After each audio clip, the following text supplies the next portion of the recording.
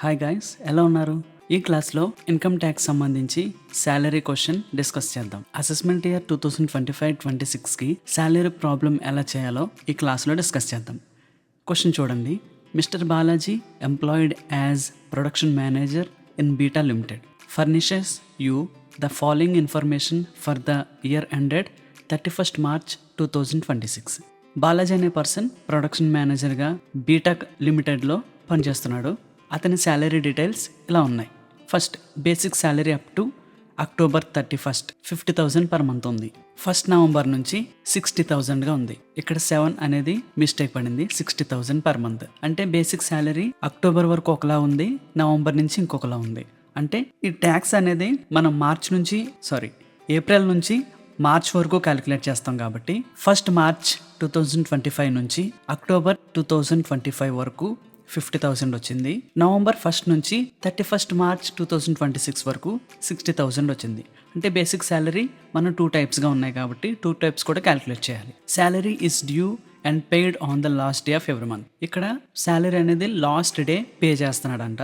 Dearness allowance 40% of basic salary.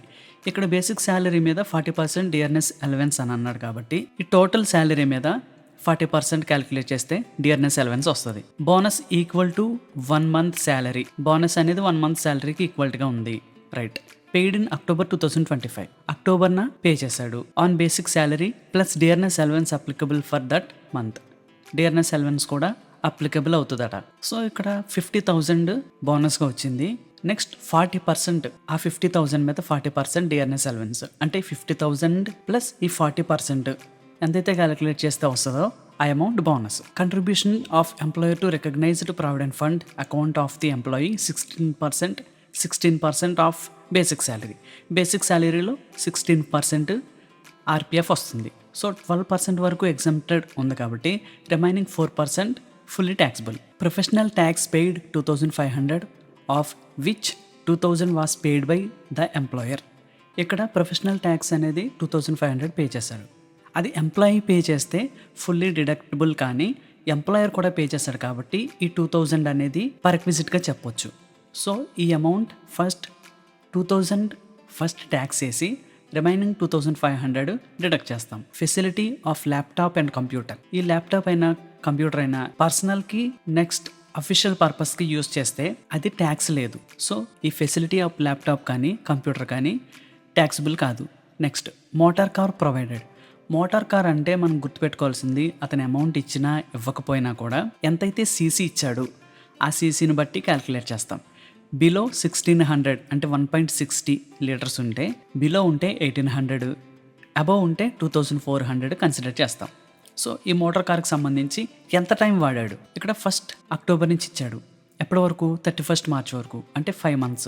5 months into 2,400 ఎంతైతే calculate చేస్తూ వస్తుందో ఆ అమౌంట్ మోటార్ కార్కి సంబంధించింది. Next leave travel concession. Leave travel concession అనేది ఇది ఫుల్లీ ట్యాక్స్ ఫ్రీ, దీనికి ట్యాక్స్ లేదు. అది ఓల్డ్ రెజ్యూమ్ అయితే.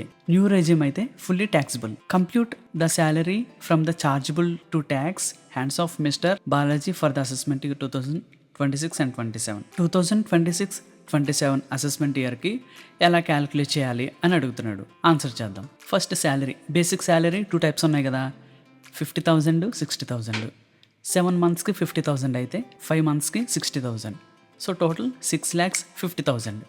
బేసిక్ శాలరీ 40% కాబట్టి 6,50,000 మీద 40% చేస్తే 2,60,000 వచ్చింది. బోనస్ అక్టోబర్కి ఇచ్చాడు కదా, సో 50,000 ప్లస్ 40% ఆఫ్ 50,000 క్యాలిక్యులేట్ చేస్తే 70,000 వచ్చింది. ఎంప్లాయర్స్ కంట్రిబ్యూషన్ ఇచ్చిందంతా 1,04,000, ఎగ్జెంప్టెడ్ 78,000, డిడక్ట్ చేస్తే 26,000 వచ్చింది. ప్రొఫెషనల్ ట్యాక్స్ ఇది పర్క్విజిట్గా తీసుకున్నాం కాబట్టి 2,000 ట్యాక్సిబుల్. మోటార్ కార్ 1.6 cc కంటే ఎక్కువ ఉంది కాబట్టి 2,400 5 monthsకి 12,000 అయింది. సో ఇది ఇచ్చిన information. Leave travel concession tax లేదని మాట్లాడుకున్నాం కాబట్టి అది ఇక్కడ మెన్షన్ చేయలేదు. So gross salary 10,20,000. మనం ఓల్డ్ రెజ్యూమ్లో చేస్తున్నాం కాబట్టి స్టాండర్డ్ డిడక్షన్ 50,000 ఉంది.